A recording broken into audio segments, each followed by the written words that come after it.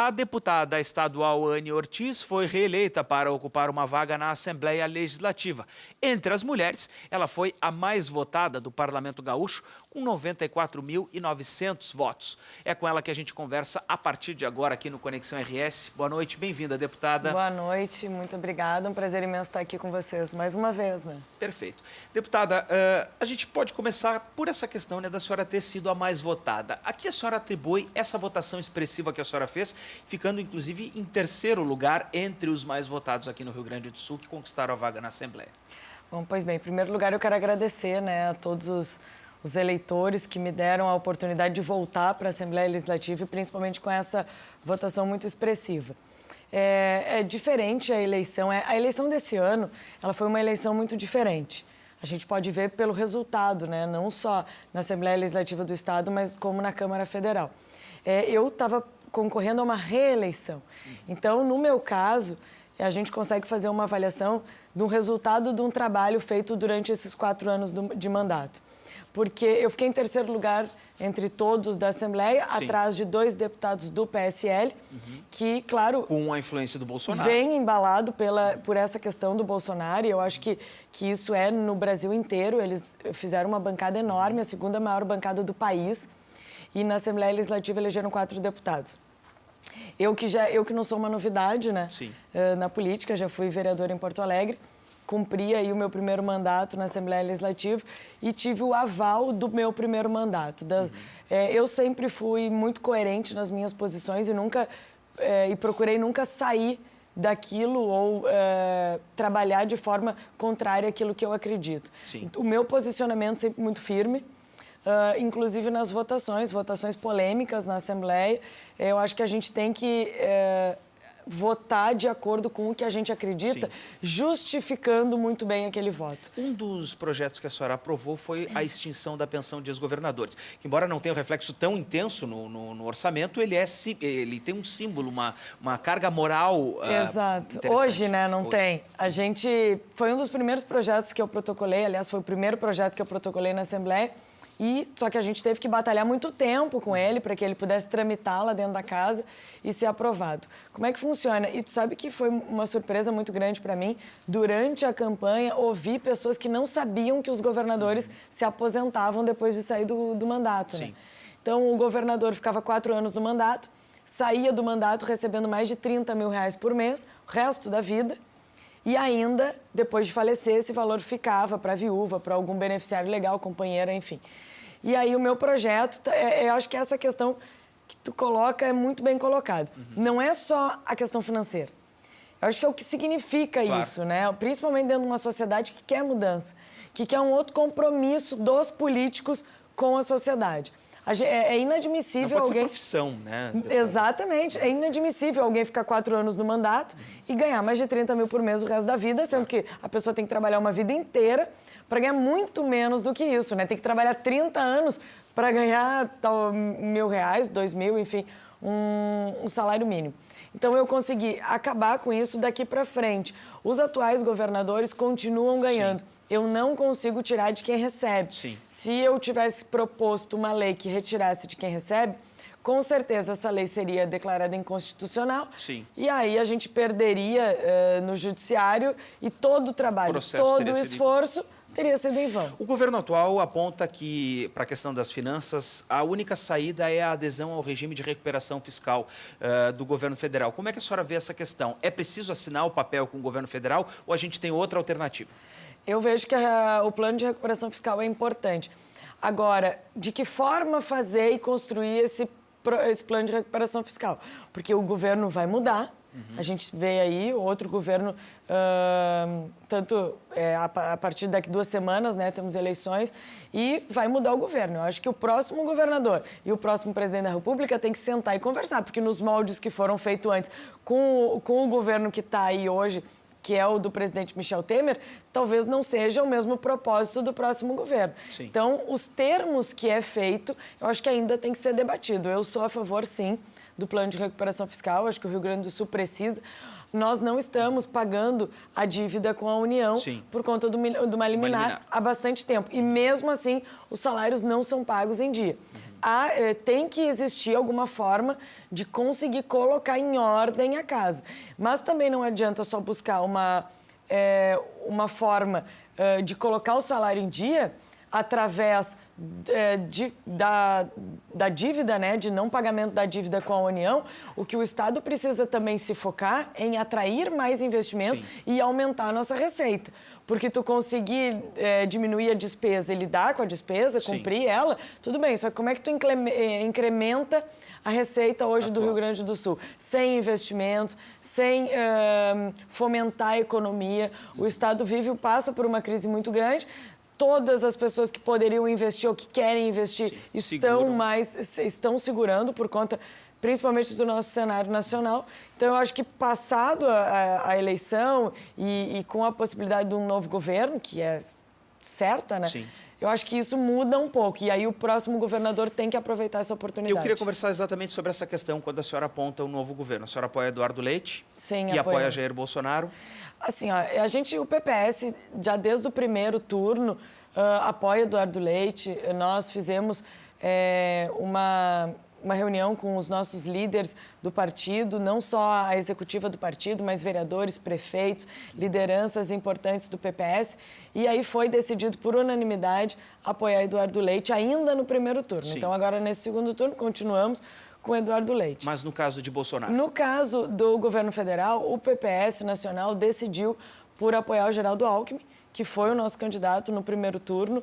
E agora, no segundo turno, inclusive, eu fui a Brasília ontem participar de uma reunião com a Nacional do Partido, eu faço parte da Executiva Nacional do Partido, que foi decidido que o PPS não apoia nem o PT, Fernando Haddad, porque o PPS é um partido que é extremamente combativo às administrações. Modelo político diferente. Do modelo absolutamente diferente do PT. Inclusive, foi um dos primeiros partidos que discutiu a questão do impeachment, que trouxe isso à tona, mesmo sendo um partido pequeno, mas é um partido que tem posição e é um partido muito respeitado no Congresso.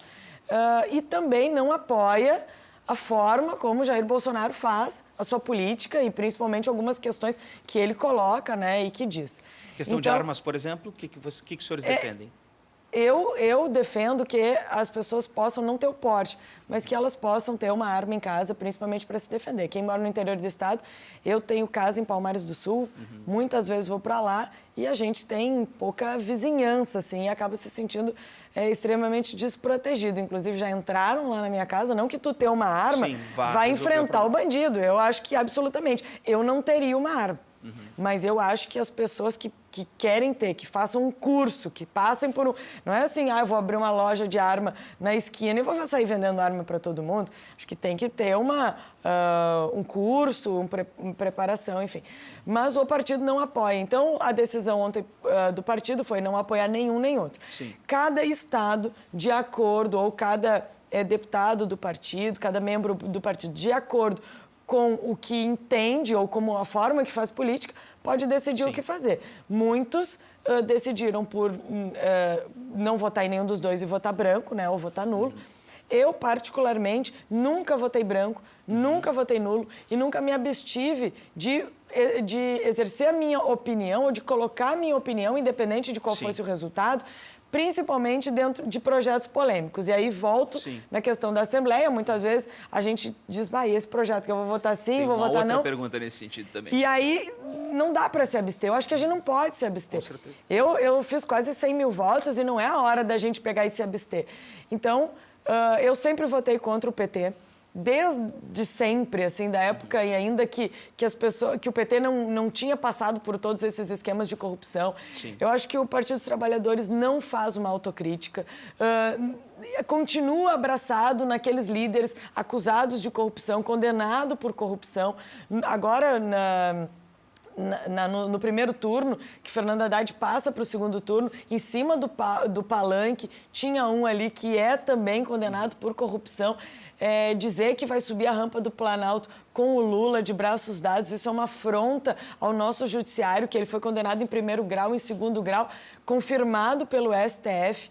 A entrevista que o José Dirceu deu sobre não ganhar as eleições e sim retomar o poder, mostra que não é um projeto de Brasil e sim um projeto de poder. Por tudo isso, eu abri meu voto para Jair Bolsonaro. Voltando para a questão do Estado, deputada, hoje o governo estadual anunciou a extinção da Fundação de Zoobotânica, baseado naquele projeto aprovado lá no início do ano. Foi no final de 2016. Isso aí.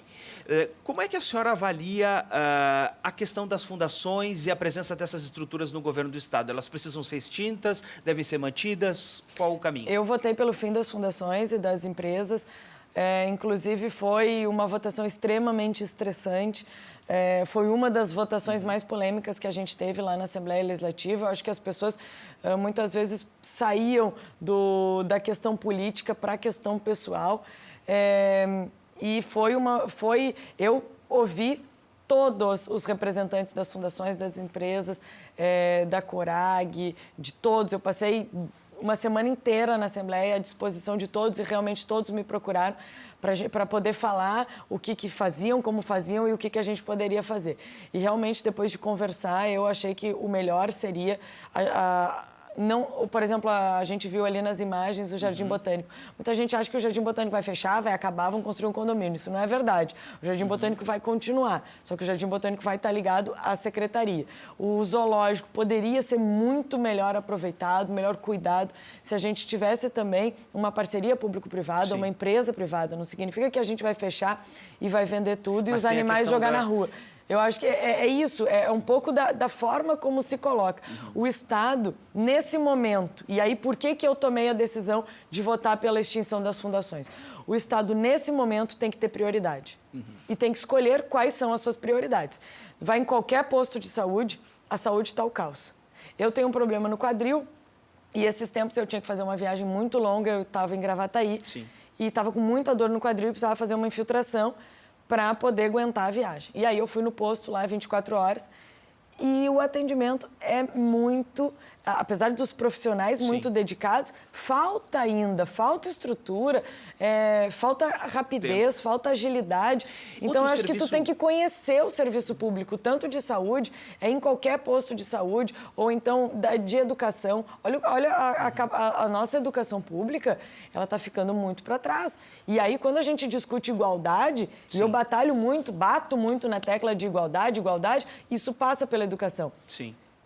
Para mim, a gente ter uma sociedade mais igual, o ponto de partida é a educação. Quando tu tiver uma educação na escola privada, na escola particular e na escola pública da mesma qualidade, aí sim, as pessoas que estudam numa escola e as que estudam na outra vão poder disputar vagas em universidades, no mercado de trabalho, com muito mais condições de igualdade do que acontece hoje. A gente precisa avançar, a gente tem mais um minuto, deputado. Não posso deixar de tocar no tema da segurança pública com a senhora, porque a gente está saindo de 2 semanas em que nós tivemos uma série de ataques a banco. Como enfrentar essa situação? Sim, eu defendo muito a questão da segurança, inclusive é uma bandeira minha da campanha. Eu sou vice-presidente da Comissão de Segurança Pública na Assembleia e da Frente Parlamentar de Segurança Pública também.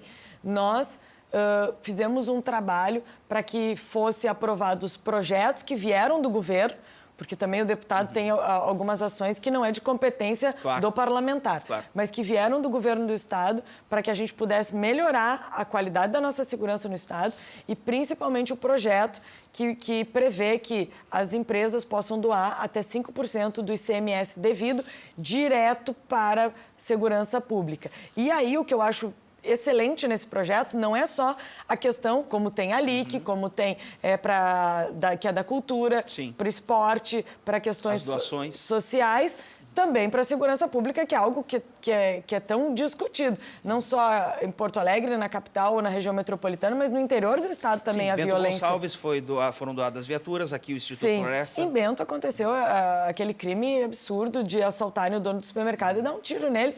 Por quê? À toa. Então, esse projeto é extremamente importante e ele também prevê que 10% dos 5% doado, que daí sai do lucro da empresa, né? Não é mais só uma troca do dinheiro, que não vai para o Caixa Único, que vai para a segurança, ele tem que ser investido em projetos de educação. E aí a gente ataca a questão agora emergencial, que é importante, que é fundamental, porque as pessoas estão pedindo socorro, mas também consegue pensar a longo prazo na questão também da educação e oportunidades. Muito obrigado, deputada, pela presença Obrigada. aqui no Conexão RS na Ubra TV. Um bom mandato para a senhora e que possa nos visitar mais vezes para nos trazer as informações. Com certeza, muito obrigada. Eu fico muito feliz pelo convite. Quero dizer que tenho muita responsabilidade, né, desse segundo mandato, principalmente pela expressiva votação. E para falar de projetos polêmicos, não polêmicos, estarei sempre à disposição de vocês. Perfeito. Obrigado.